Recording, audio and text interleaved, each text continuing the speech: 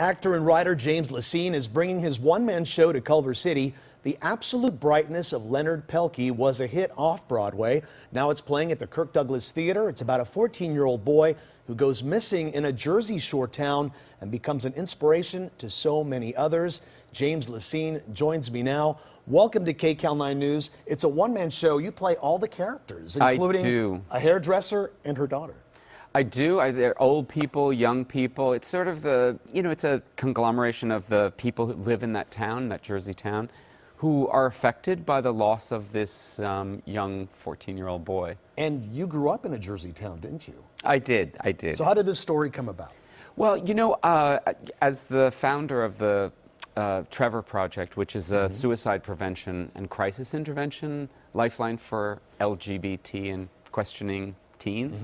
I've just been so aware of how these young people are really sort of trying to figure out how to be their authentic selves, right? And how do we as a community actually help them and encourage them to be their full selves, and at the same time kind of take care of them and make sure that they're safe.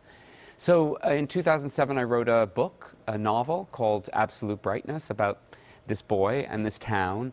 And then I just wanted to sort of take it on the road. And so it's easier to do it all the parts myself than to actually hire a bunch of actors. Now, do you do makeup changes, costume changes? Is it? No, it's all, it's just me and the audience, and I don't use costumes. I don't use, any set changes. It really takes place in the imagination of the audience. And I find that people are so eager for that kind of theater where they can really use their brains. And Kirk Douglas Theatre is so intimate. It's so nice to be there, so beautiful close theater to the stage. And free parking across the street. You can't beat that here in Los Angeles, free parking. What would you like audiences to get out of after leaving your show? Well, it's really funny, and so I want them to have a really good time. And I also feel like we all have this responsibility toward the future, which are young people, right? They're our future.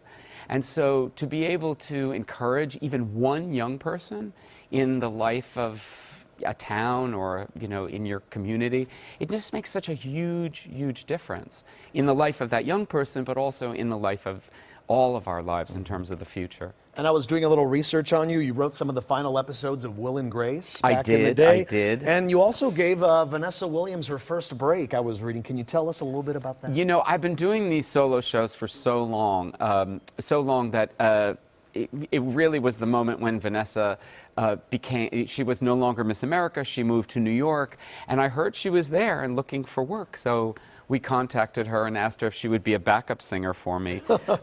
So she was my backup singer. Now look where that career went, right? Yeah, she After did that, okay. You gave her the first break.